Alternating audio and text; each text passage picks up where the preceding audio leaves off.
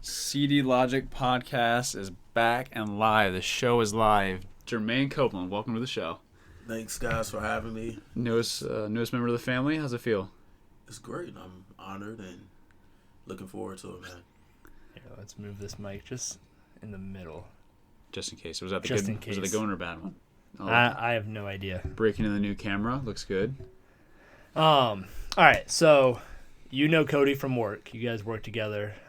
Cody's got a year on you. We kind of talked about this before we went on camera. But you have more of like a fitness background. Obviously, you work out. So, Yeah. what kind of background do you have in fitness? Well, as far for me, I've always been an athlete and aspired to be basically a coach in that aspect. I've been into fitness since about 8th grade. That's when I started lifting weights and training personally. From there, I decided to go to college to study exercise physiology, and during that time there, I worked with some great coaching staffs and the teams there as well. A few of the Olympic sports teams. I had the honor to play on the football team, actually. And, What college? Sorry. Liberty University. Okay. Yeah, prior to that, I went to Valley Forge, and basically the same song at a different school. Did we play against Valley Forge? That sounds familiar, right? That was one in college in Pennsylvania. But you went to Valley Forge. Wait, did you go to Valley Forge College or high school? College. In Pennsylvania? Yeah. What? That's crazy. Wait, NPA. Yeah. Like, PA. it's like Wayne's Township. Yeah, it's like... Radnor. Yeah. Yeah, and there was like a great big pancake mom and pop house like 20 minutes away that we always ate at. And I think it was technically like 40 minutes to an hour away from Philly. Yep. Which one was Valley Forge? I have two in mind. Penn State Mount Alto. Is that the and one then with Valley Forge. Is it close to that? It's a mall, like maybe 10 minutes. Hagerstown? No, because that was in Maryland. King of Prussia. That's King of Prussia? Yeah. Is that the mall that we went to and did our little shopping spree that one time? It's It's a big, Yeah. kind of like an outlet mall kind of Yeah. thing. Yeah, because that's where I got my Air Maxes. Oh, shout out. Was he saying King of Prussia? King of KOP. Yep. How long did you go there? KOP, hold it down. That's a mall's name. That's a mall's name? KOP. Yeah, I was there for 2 years. And did you play football there too? Mm-hmm. Okay. Yeah, football and track.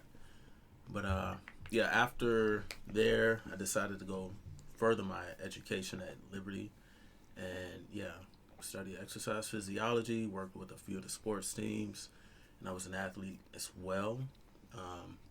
After my time there, I had a few coaching gigs. Didn't really like the atmosphere, so Coaching football, right? well, no, actually coaching athletes of all origins. Well, Like a fitness side of athletes, or like I know you're a football player, but you were doing like weight training of different sorts, or like calisthenics with like maybe soccer or basketball players too, kind of thing, or yeah, well, even as far as working with a few law enforcement guys who were on some tag teams. Oh, So, I got you. yeah, it was a great experience. Actually, here in Richmond, I won't say any names, but it didn't really, work out for me as far as the atmosphere. nothing wrong with that. Yeah.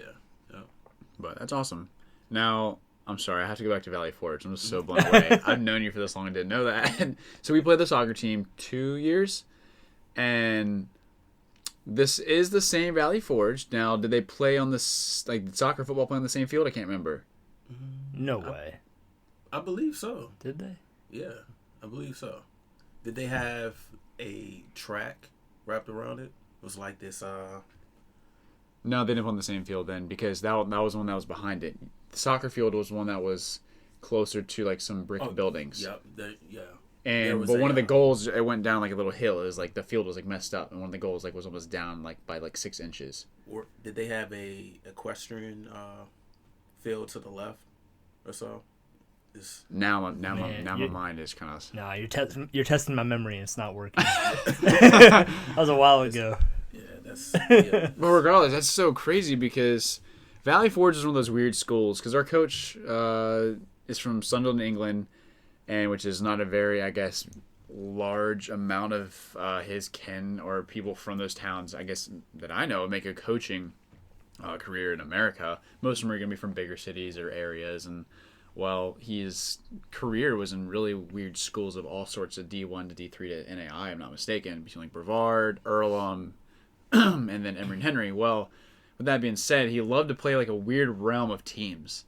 Ones that we never heard of, such as, no offense, Valley Forge, and, Penn State Mount Alto, which was like a baby brother school to Penn State University.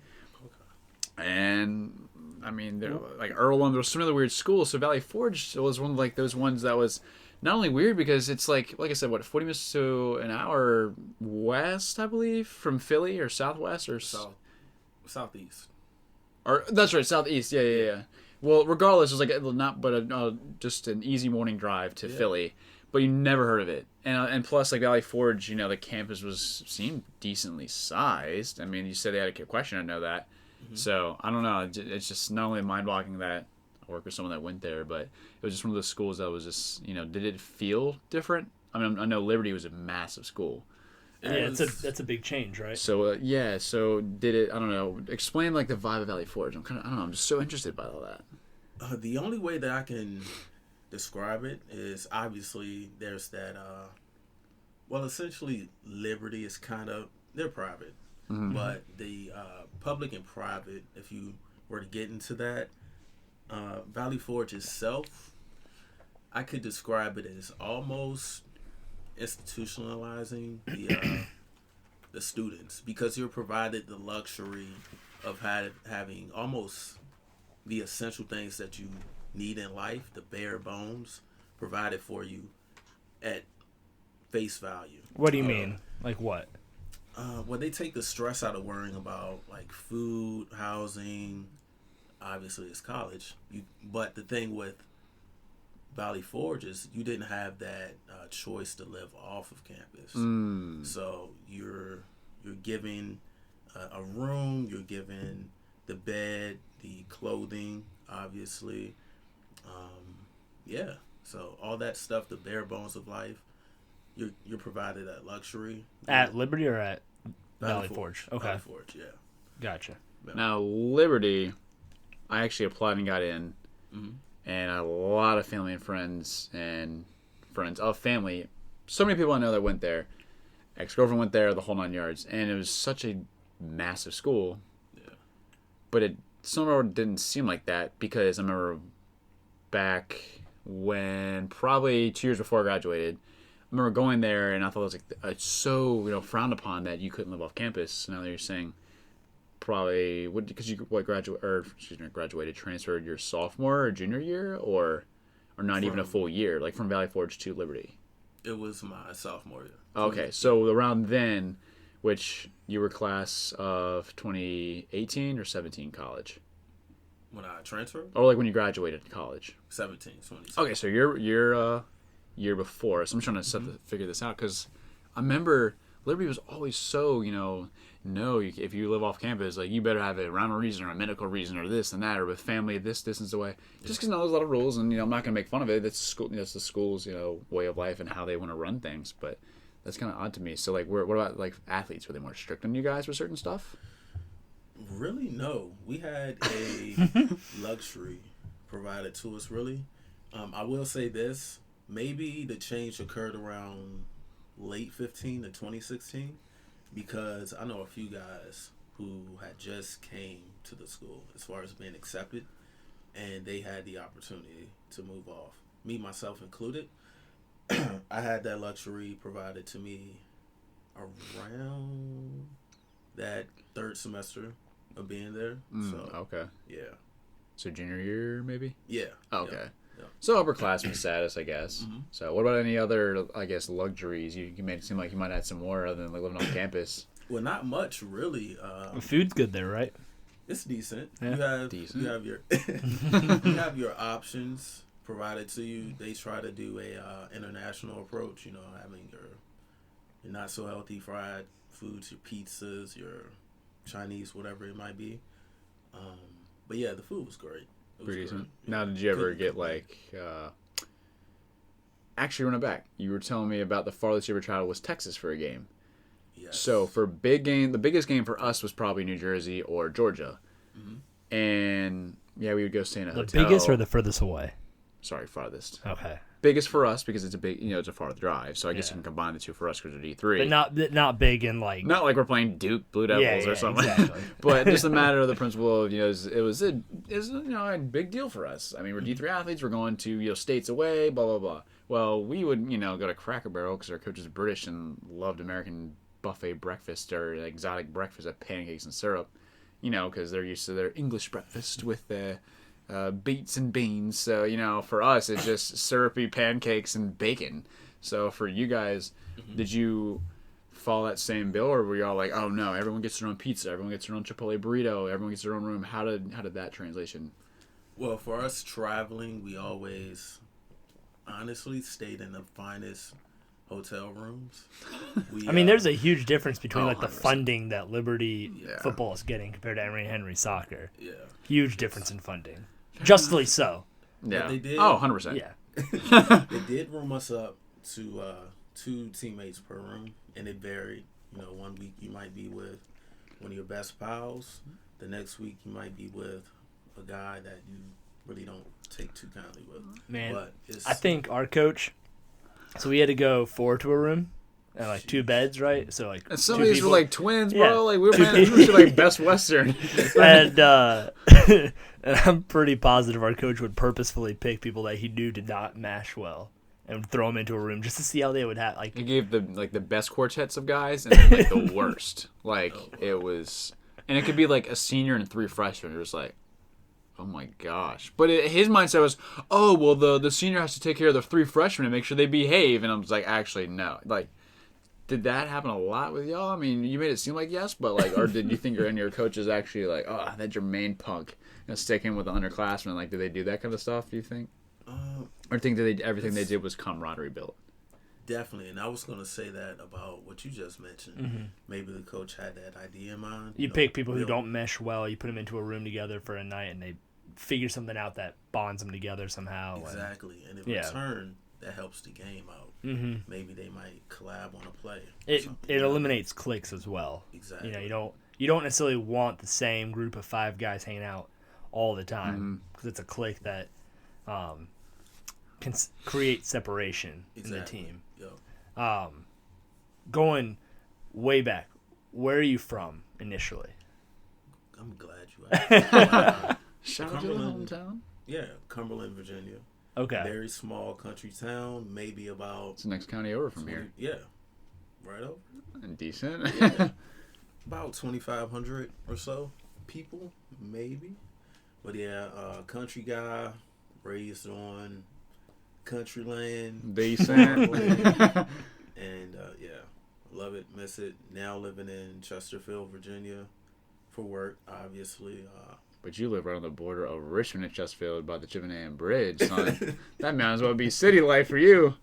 It's not too bad. Where I'm at, we have our, nested neighborhood, so not too much trouble comes around. But you're still a country boy at heart. I mean, you got a Dodge, right? Still the Dodge? You got the Dodge truck. I saw that coming. I was like, whose truck is that?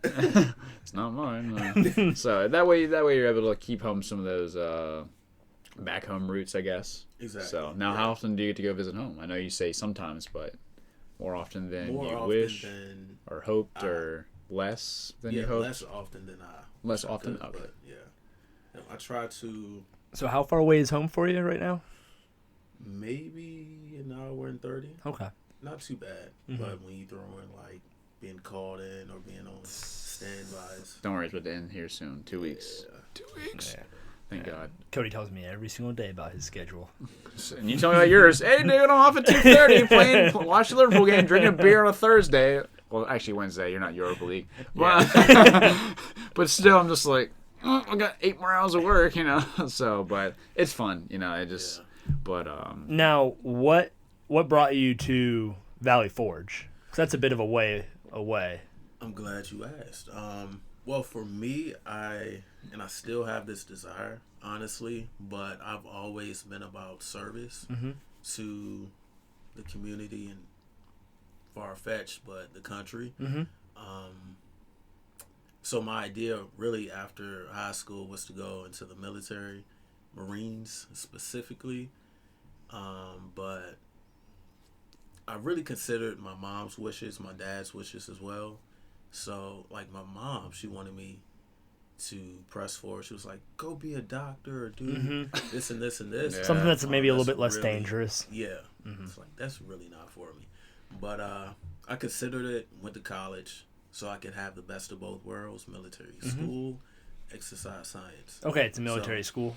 Gotcha. Yep. I did not know that. Now, Yeah.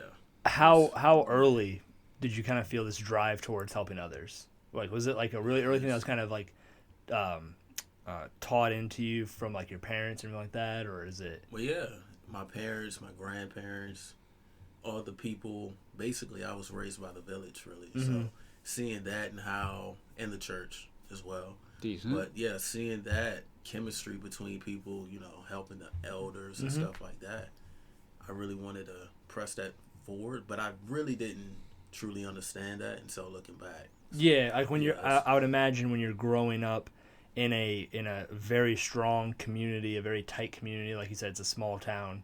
I would imagine growing up in that, you don't really notice how special that kind of a thing is until you're out of it, and say you live in the city of Richmond, and you're like, no one's helping anybody out now. Yeah, that's right. And then you see how important that was growing up.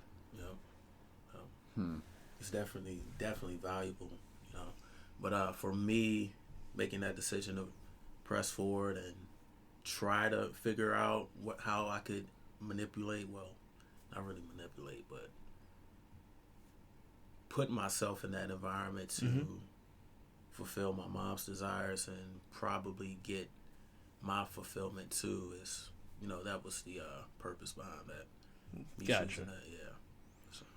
Now, you said military school, and you're like, yeah, like definitely military. So, I mean, obviously, none of us went to VMI, but we know it's pretty prestigious military school on the university level. Now, have you heard it compared to that, or do you think it can be put into that category with intensity and? Not at all.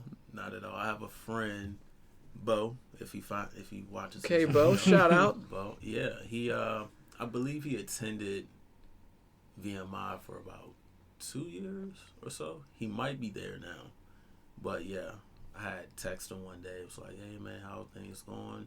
And he had told me. I didn't know. He's like, "Yeah, I'm at VMI," and sounds like a Marine name, Bo. Yeah, Bo. It's a strong Is name. he bigger than you? He's cut. Not cut. Is he bigger than you? Can he bench more than you? Is the real question. Probably. He's a boxer. Oh, he's quick. He's quicker than you. Yeah. But okay, fine. You have your own pros and cons. All right. Yeah, I'm just trying to call you out so maybe Bo could watch this and like, come on, Jermaine, you tighten up.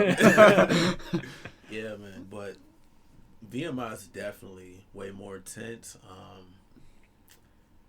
Kudos to those guys. Really, they go through a lot.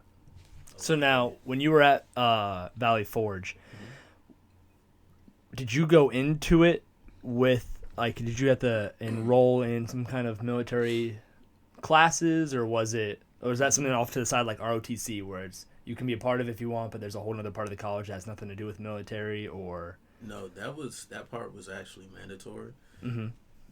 Excuse me. Within the curriculum, basically the military courses that we had to take were military science, and they provided us with the basic skills, if you will, if you were to go into infantry. So land navigation, understanding rank within different branches of the military, as well as firearms, how to use those, how to break them down, rebuild them. Vehicle, it was. We got So it's kind of the equivalent of if going to a religious school, you're mandated to take some religious courses. You go to a military school, you're mandated to take some military courses. Establishing the foundation of whatever the said, I guess, narrative of what, like you said, whatever the mission religious, statement of the military, school is. government, boarding school, something like government school. All of them have some sort of drive to one direction. So I mean, that's interesting. I don't think I've known people that go to VMI and like Hargrave and Fork Union, but I've never really, I don't think, gone into depth about that. You don't really think about that much because there's just, history, science, sports, but like, we have military classes. So like, with that being said, was it all Like, I know you said a year. Was it all beginner level, or were there some that were more advanced, like freaking strategy stuff, like stuff like mapping and stuff like that? Well, the thing is, they did have the advancement. You guys are familiar with I'm trying to think of the term for it. But basically, the guys who are able to go to college for 4 years, and once they graduate within good standing, they can then go into the military with that first lieutenant. That's what Tim did. With a higher rank than if you were just going to it. He went in as like a second lieutenant officer, like Marine Corps officer. Yeah, if you will. Yeah. Okay. I don't remember what the program was called, but yeah, I know what you're talking about. Mm-hmm. So if you were to do that by your senior year, you'd have to be taught that high level strategy in order to go right into that officer position. Yep, exactly. Interesting. Now, what brought you? Like, you're at VMI for a year. Or Valley Forge. You're at Valley Forge. I was about to do it again. You're at Valley Forge for a year. What made you want to go to Liberty? Was that always something that you want to do, or was it? No, actually, I wanted to go further away. You know, obviously we said it before, but Valley Forge is in Pennsylvania. If anything, you came closer home. Back to home, yeah. I was thinking about LSU, but, you know, my family... Down on the bayou. My family really... Go Tigers! That's 2 accents so far this podcast from Cody. Let's see how many we can tally welcome, up. Schweitzers, Chris and Christina, listen in. You're welcome. I can do more. Sorry, it's... You're good. Let it out. We talked about this earlier, but I don't know if you watched the Fitness and Butts with the Schweitzers, but made fun of me. Just like, they put me on the spot and I didn't have anything, so it's got to come out naturally. So thanks, you tested me right now. Thank you. But LSU, yes, I'm sorry. Continue. But yeah, they the real reason why I considered LSU was because of their exercise science program. But basically, being home for the summer, family made it apparent that they really missed me during that time being away. So I decided Liberty would be the better option. You know, closer to family. Yeah. Was able to see them more, obviously, that I was 35 minutes away. So, yeah. But it wasn't like that. Liberty's really 35 minutes away? From where you were living? It's about only like an hour and 15 from here. That's crazy. Lynchburg's It not feels too so far. far away. Like, Well, in my mind, in my mental map of Virginia, it feels like it's really far away. That's not that far. We're used to that long 4 An hour and half, it's 5 hour how drive far every- is it from here? An hour and 15, probably like an hour and 25. So Not quite an hour and a half. So you live closer to Liberty than to where I live.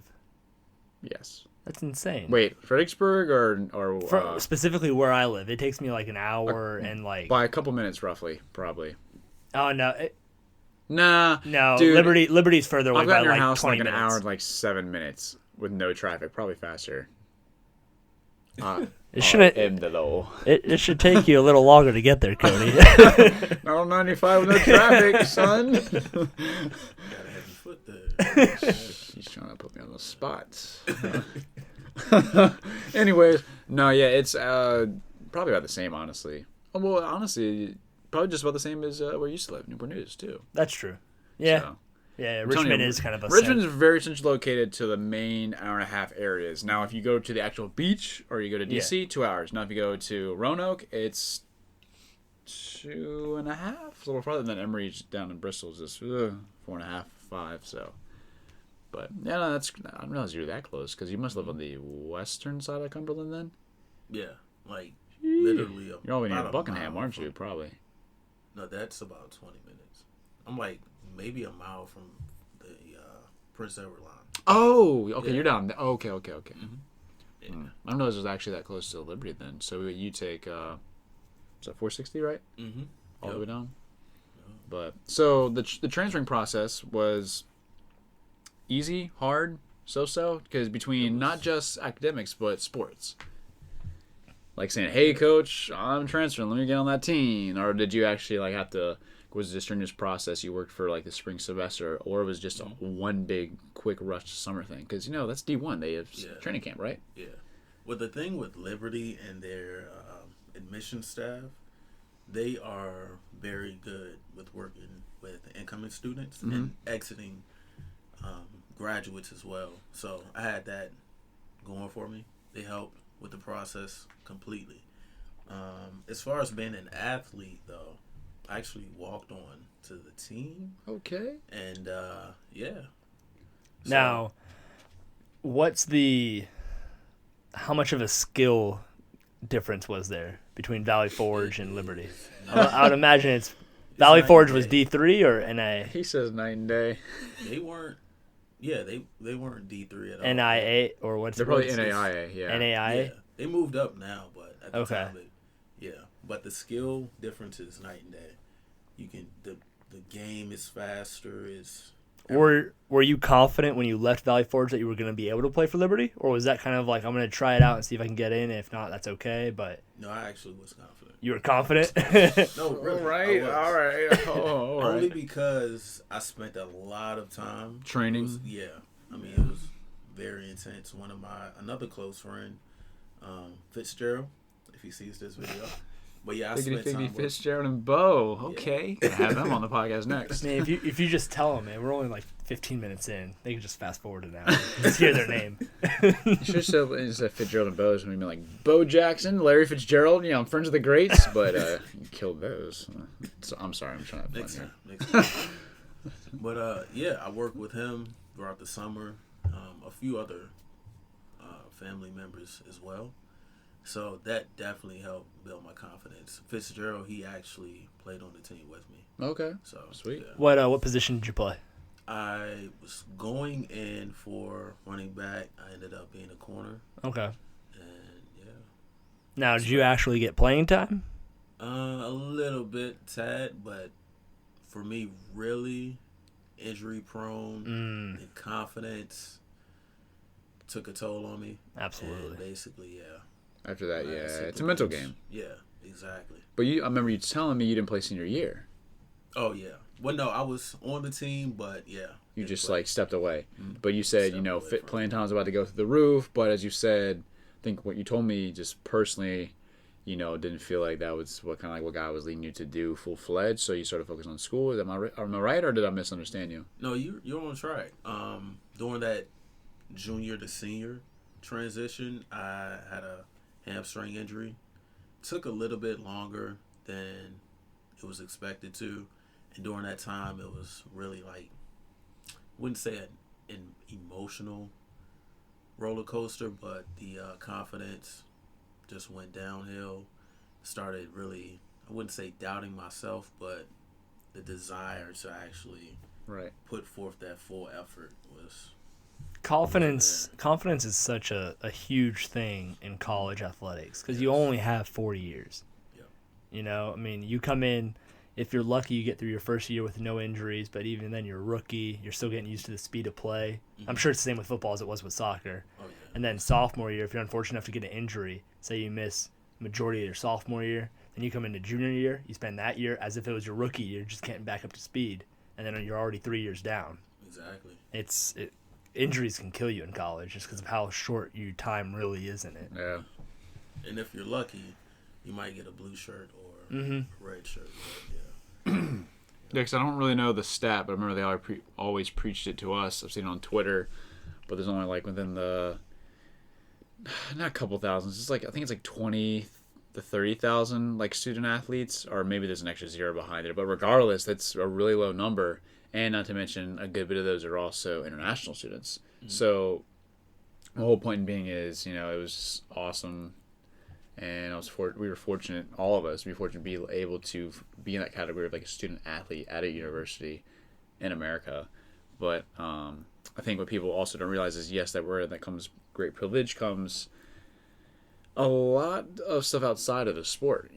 Like you said, personal stuff, exactly. And it's a personal mentality to grades, to on-campus jobs, to just even making friends and keeping up a social life to stay sane. I can't imagine that at a D1 school because, for us, it was still stressful. But it was there. I mean, speaking personally, all that was there. But I can only imagine at D1 it must overwhelm you. I wouldn't say it's overwhelming because, again, being D1, you're provided a very great tutoring staff. The coaching staff is great. The professors actually work with you. So all we had to do really, if I'm all you had to do was show up and they give you an A, right?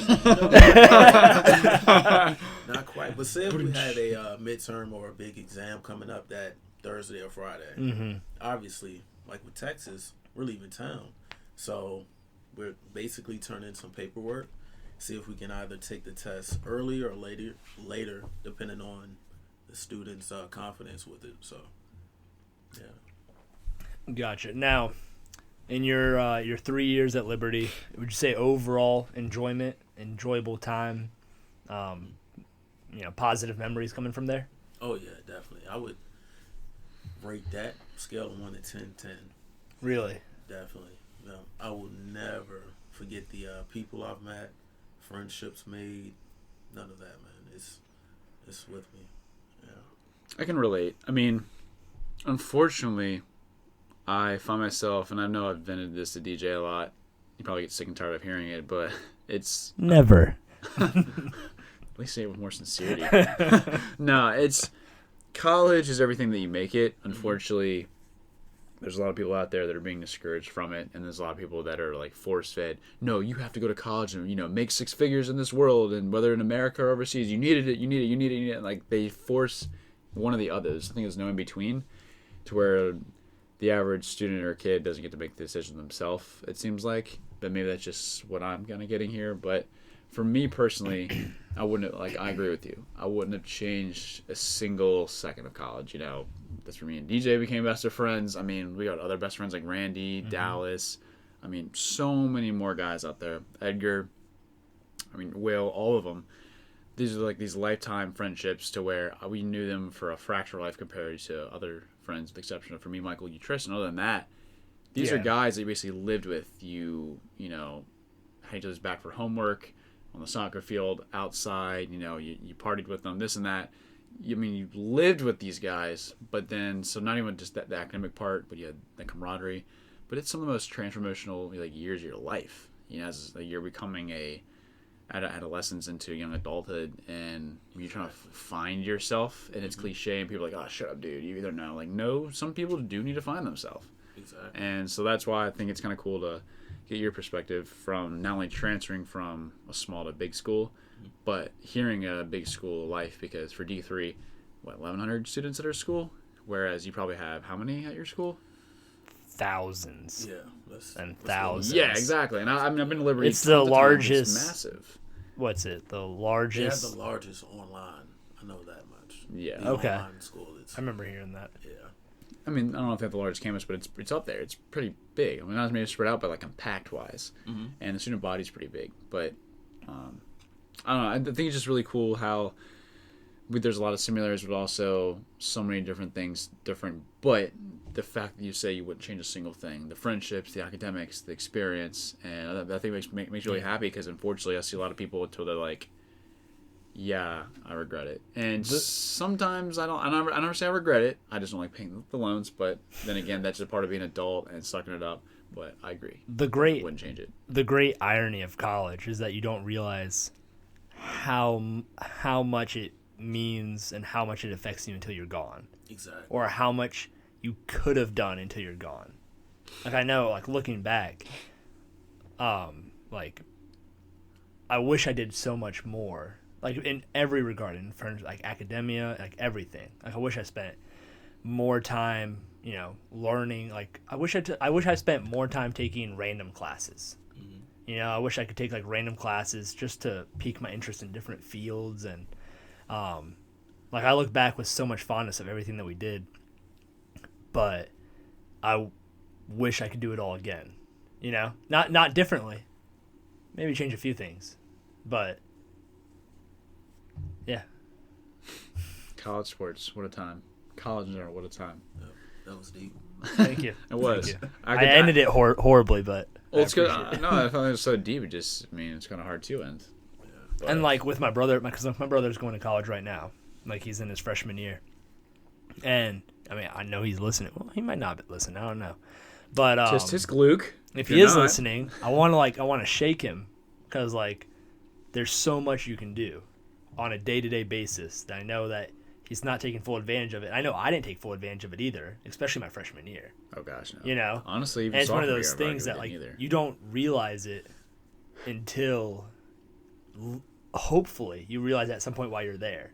But then once you've gone, like how much stuff do we do senior year just with like the study abroad program and all that? Like, I wish we took advantage of that way earlier. We were collegiate athletes. We worked for the study abroad program, making money.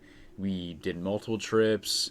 We visited friends. We made new friends. I mean, we focused on our majors. There was so much we did senior just year like compared to like freshman year, even sophomore year. I mean, I think unfortunately, half the year or half the time we wasted, 2 of the years we were there, I feel like we wasted. But then again, like you said, you gotta like find yourself.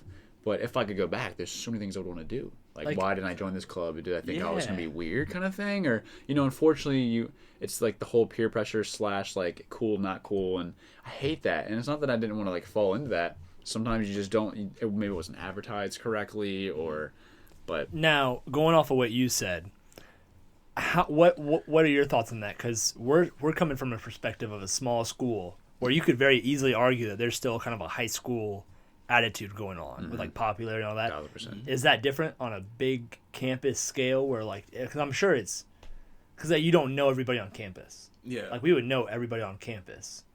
Well, at Liberty, we'd see advertisement for events. Say there was a dinner with mixed cultural food or something like that. They put that advertisement out there. Me myself, I never went to stuff like that. I wish I did. I love food.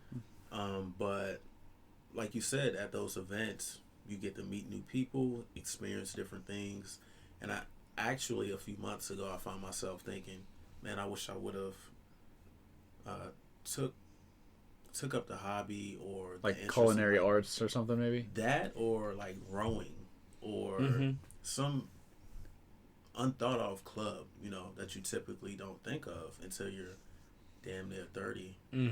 Wishing, so right now I'm picking up these new interests myself. So I think that's exactly it. Is that you don't realize until you're out of college, out of that environment, how beneficial it is to yourself to like dip your toes in different areas.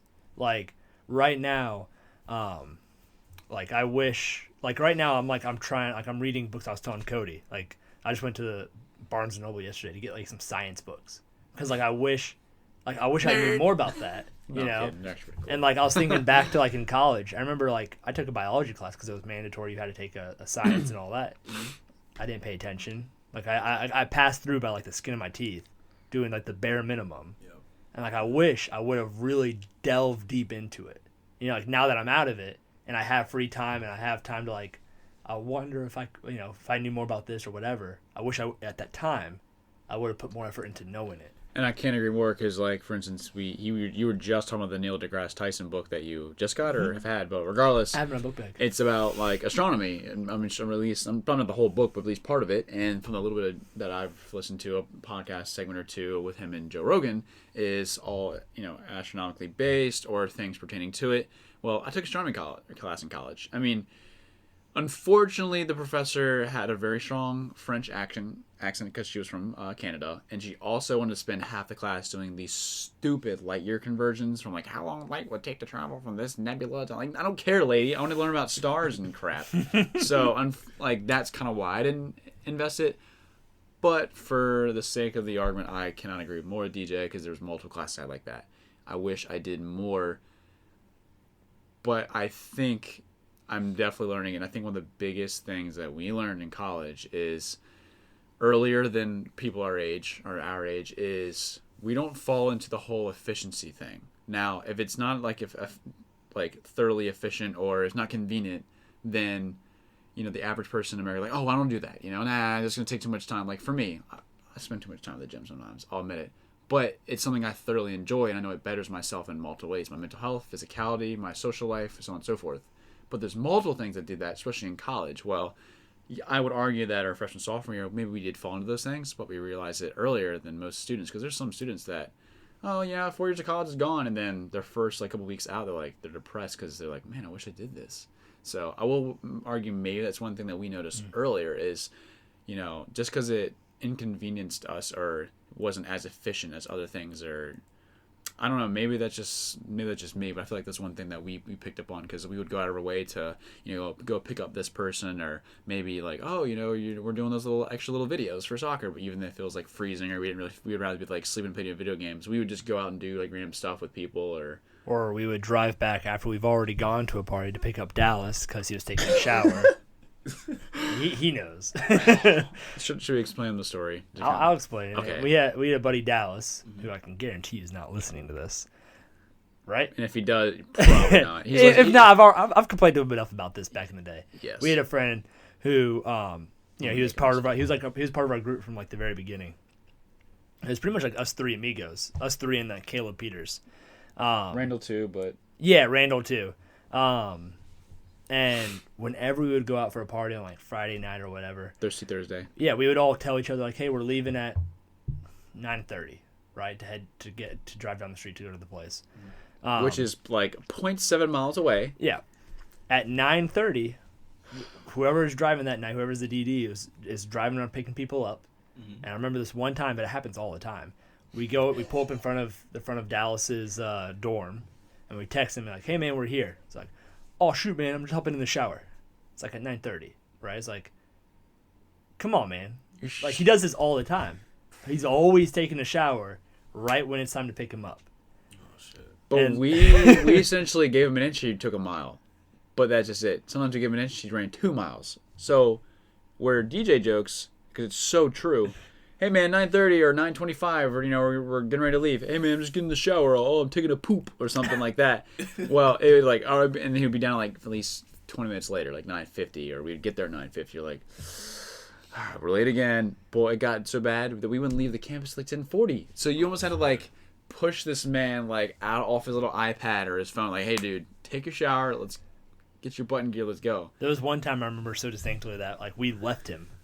Because like, it was like we got to a point where we were so upset with how many times he did this to us. We were like, we're leaving. Yep. Like I told him earlier that day, I was like, hey, we're picking you up at 10.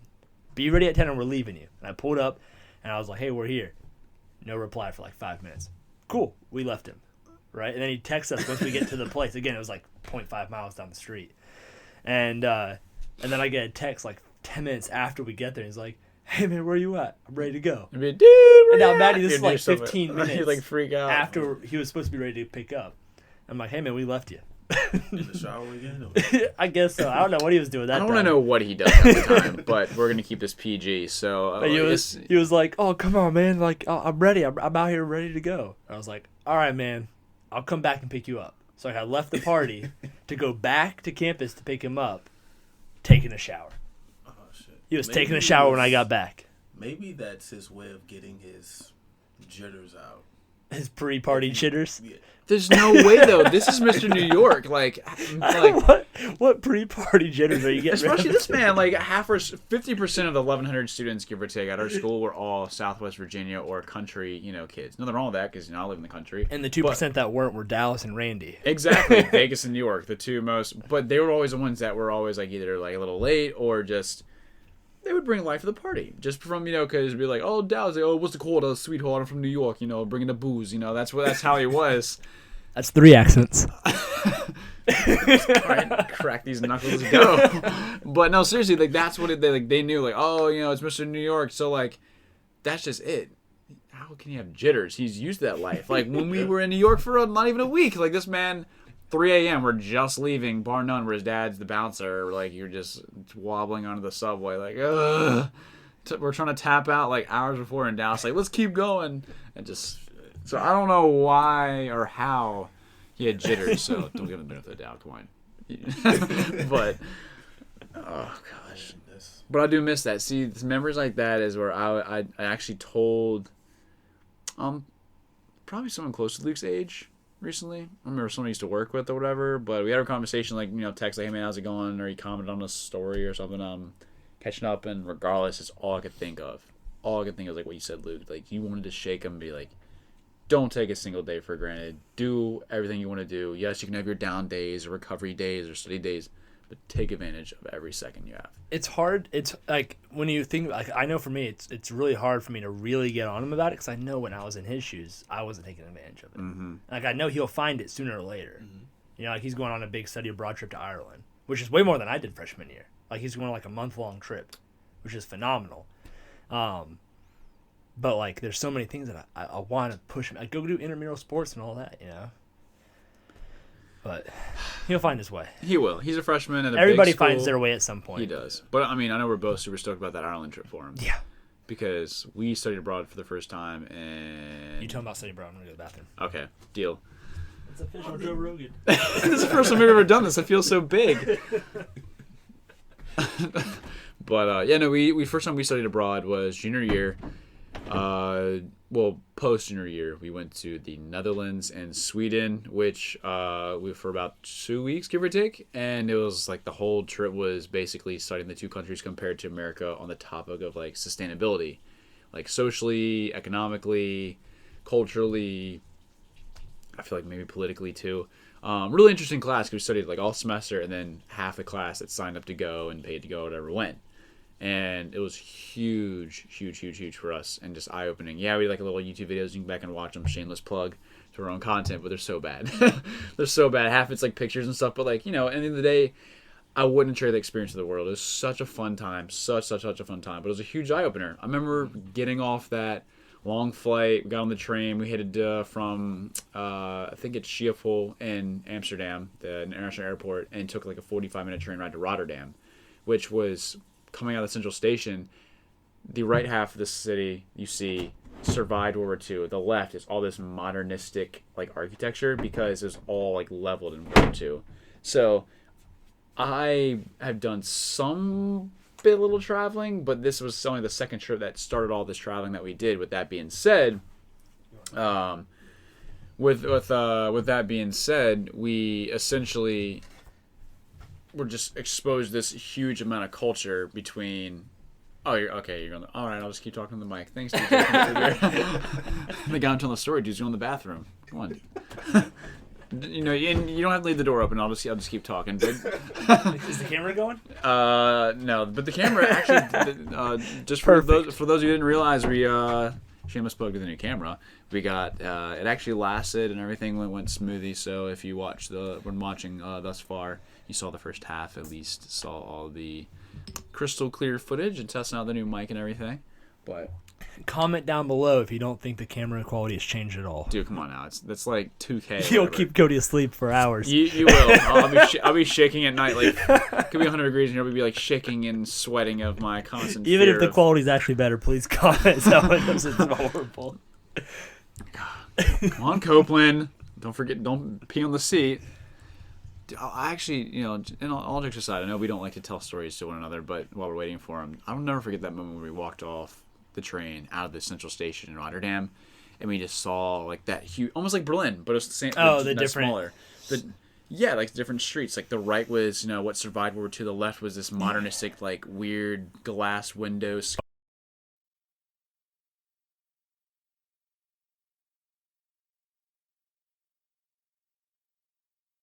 Like our adventures and all that. I don't know. I go back and forth between loving it and hating it. Is that like those moments when someone says something, like you say that, right? You say that, like you talk about that street and that specific image. Goosebumps. And before you said that, I would argue that that's completely out of my mind. Like, if I wanted to, I could not draw up that memory in my head. But the second you say it, it comes back to me. And that happens all the time. I don't know if it's just because I have poor memory or what. But, like, when we're talking to our, so, you know, did you ever watch Edgar's 4.5-minute video of our cross-country trip? Yeah. Okay. I loved it. I watched that today because I didn't know he ever made it. So I watched Really? it. Yeah. I don't remember what it's on, but I do remember it's on his YouTube channel. Edgar Rivas, check it out. It's got 92 views. Shameless plug. 2 subscribers. Let's see if we can get him 10 subscribers. We need subscribers at this point. Let's get him some. No, but I remember watching because he showed it to us like on like an actual like video file on the TV, but not his YouTube channel thing. Yeah. So like, got you another one. You don't have to have it if you don't want to, but you can there. But like I watched that, and it's got a couple different clips. A lot of the clips are the same ones that are in our road trip videos across the 5 episodes that we have. Yeah. But a few of them are different or prolonged, and like there was one specific one. There was one specific one when we were driving on Route 66, and we pulled into that little it wasn't a town, but it was like the little like canyon. Oh, the creepy spot the with creepy Indian place. It had a watching us guy watching us in the distance, and it had like a dog running around, right? Yeah. Did you guys get footage of that? There is footage. Okay. What I was saying was like, when we talk about like our travels or we show pictures and like that, how like so often before we'll mention it, it's completely out of my mind. Like I genuinely do not think I could pull that memory back if I wanted to. But the second he says it, I remember it like it was yesterday, right? And I love that moment when it's like you're reliving something for the first time almost.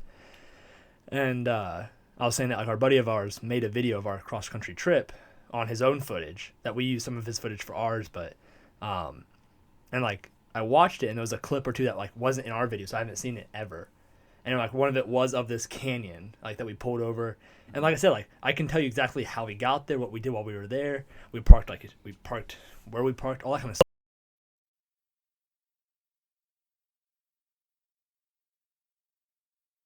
Until I saw it's not that you didn't forget it, just it's almost like pushed back in the filing cabinet of your memory. Yeah, I did the same thing. Crap, I want to save that story for the next episode, so I'm going to, but it's almost relevant. Aww, womp womp. But in the day, I see exactly what you're saying, and I think I don't know if it's a blessing in disguise. It's almost like we have like this like encyclopedia of the brain, to where like we've been to so many places, met so many people, to where, essentially, I'll meet someone from a certain place, and I'm like, hey, I did do that, or I did go there, I did go see that street, I did see that bar, I did see that attraction. But I totally agree. It's like wipe the cobwebs off. Mm-hmm. But it's pretty crazy. It is. Have you done any traveling? Yeah. Other than to Texas? Florida, long time ago. I was, I think, like 13. But more recently, Montego Bay. Oh. Yeah. That's fun. Jamaica, man. Mucho pot. Oh, that's Spanish. I'm sorry. Is that 4 accents? Yeah. Jamaica, man, baby. I wasn't done, but you cut me off. What did you go there for? It was basically a family vacation. Okay. Yeah, Did you take a cruise or? No, actually. You just went straight there? Yeah. That's awesome. Yeah. What was that like? It was honestly beyond the beauty on the beach. It was humbling because we actually went into like the towns. Yeah. And... Now, is what they call it. Okay. Now, did you smoke the bush? I did not. Excellent segue. No. So is it like? Because I don't know a whole lot about Jamaica other than like the touristy side of it. Mm-hmm. But you went into the bush. Is it like village kind of like, or how first world, third world is the inner Jamaica? It is about, let's say, second third, world. maybe second world, but no, it's pretty bad out there. Right now, beyond the tourist attractions, which is basically these huge resorts that they have right on the beach, the only revenue trade that they have is factories that produce like toothpaste. So like they're relying on people to go to the island really for tourism. Exactly. Yeah. I remember going off of that. I want to ask you something else about Jamaica, but going off of that, I remember when those people were coming up dead in what was it, Dominica Republic? Yeah, the Dominican Republic. Yep. Yeah. First off, I saw something that said that statistically, that many people, if not more, die every year in Dominican Republic. Just from normal causes. Like just normal, if you have 1 million people go somewhere over the course of a year, statistically, you're likely to have a few deaths, right? But it was only because media put so much emphasis on those 2 or 3 that it became like a huge deal, even though it's statistically no more or less than usual. But because it became such a big deal and so many people decided to cancel their trips to Jamaica or Dominican Republic, their economy like had a minor crash. I don't know how accurate that is, but it's because they're so reliant on people coming in. It makes sense. And because of something that's not actually a big deal, but getting media presence, cause people to not go, it hurt their economy. Well, I'm not going to lie to you. It makes complete sense because I went there on our family cruise 2 years ago. And you didn't die. I didn't. See, it's safe. We can all go back. I didn't get coronavirus, didn't get Ebola, didn't get attacked by, those poisonous water bottles that they We can all go back to Dominican Republic. Exactly. It's fantastic. Hooray.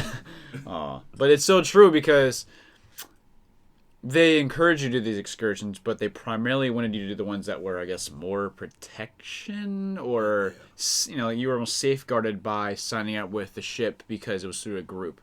We just literally rented a driver with a van for like 5 hours and then got to explore like the city and towns, and there's like video games and like Far Cry that I would compare to what we saw. We literally saw these people like doing construction in their town and 4 people riding on a motorcycle. Like, I can't make this stuff up. It was awesome.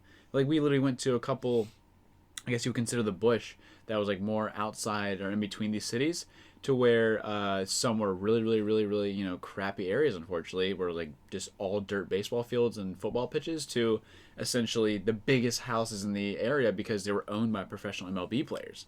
And then we went to the next town, I think Puerto Plata is it called, and they had that was an accent. I was thinking about it. And there was a chocolate factory, which, no, it's not. I don't know why I didn't get any sort of like Hispanic Willy Wonka vibes in there, but I think it had this weird, just like pungent smell. But it was just so, so, so unique because, yes, I could see where tourism makes their economy just thrive. They didn't make it seem like, oh, please, please, please buy your stuff, give us money, or we're going to, suffer. They were just, so open arms, welcoming to their area, business, but country to share their culture. And that was my favorite part. It was my favorite part, especially the driver. He was so happy just to take us around for $100 or whatever for the little bit of time and tell us about this place and who lives here and whose house is this, but also just like, answering the littlest questions. And to me, that was just so cool. But it would be a really fun job to be that driver, but to just make up something. Like every time you do it, just Jurassic Park 3 was out there. Yeah, just like completely make up your whole tour. Like as you go, just make stuff up off the top of your head. Like that's Tom Cruise's third home right there. That'd be pretty funny. So pretty funny. With Jamaica, you're saying it was humbling going there. What'd you see? All right, so I can vividly remember one night. I believe it was either our second or has to be a weed story. No. I think it was our last night there. We went to a party, a birthday party, and after that we were supposed to go to an after party that wasn't even associated to the original.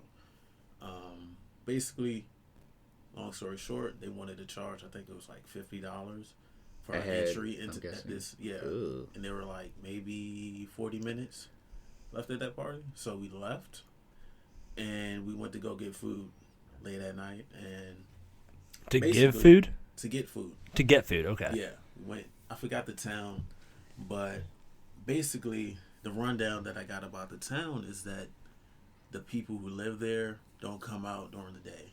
They're like bats, basically. They thrive during the night. They try to do all their economic trade, if you will, during the night. Legally? Like legal and illegally. Okay. So yeah. Like black market, but also legit business places. Yeah, so you'll see businesses open 4 or 5 o'clock in the morning, food trucks on the street, and yeah, what? And maybe a drug dealer or two on the corner selling weed, obviously. But they prefer professional con artists. Yeah, sir. There we go. But yeah, basically during that night, there was a lot of, how here you would have your homeless people standing on the curb, maybe 1 or 2 with a sign. Mm. On the next corner, maybe 5 or 10 huddle up. Out there, man, you might have 50 on the same spot, trying to like in the same spot. I mean, surrounding your vehicle, and they know who belongs and who doesn't, regardless of complexion. Mm-hmm.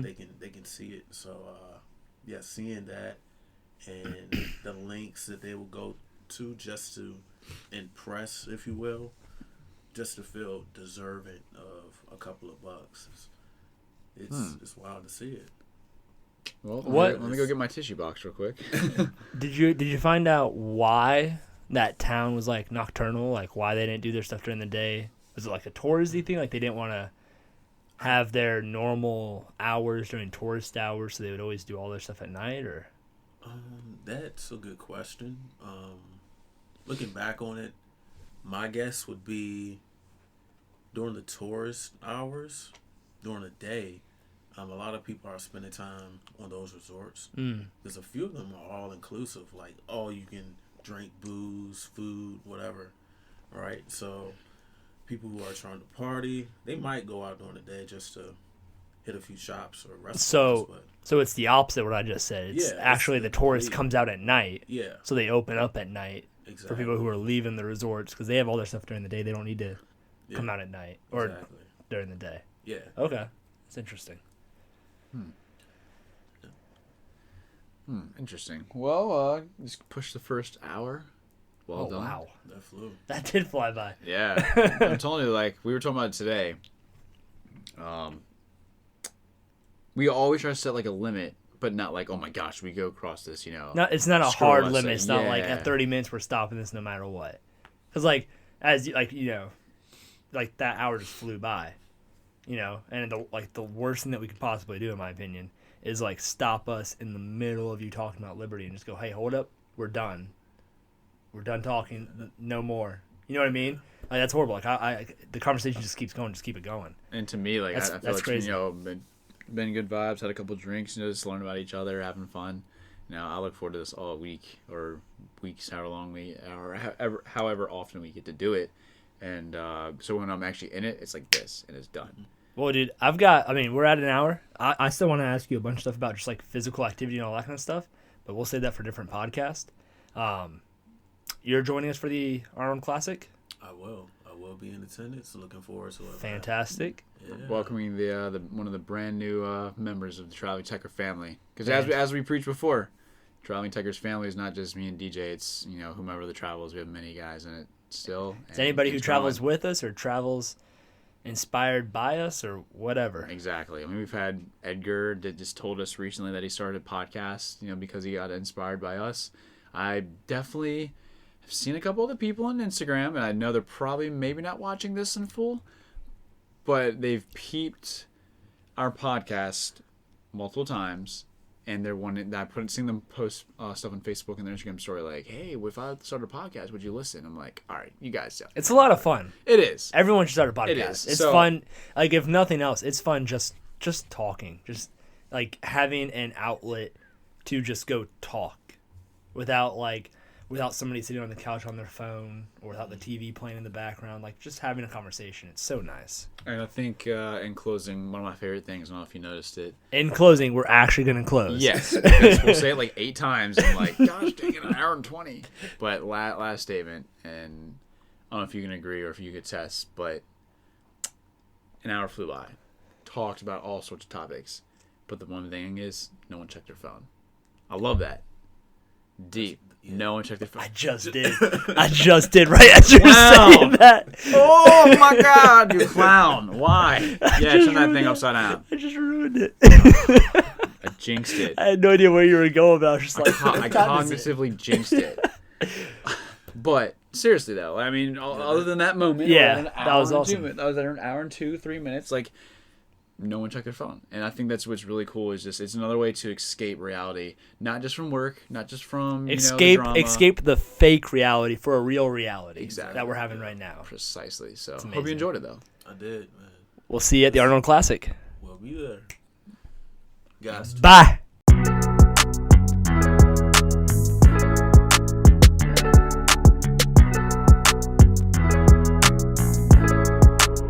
Hey, young and viral.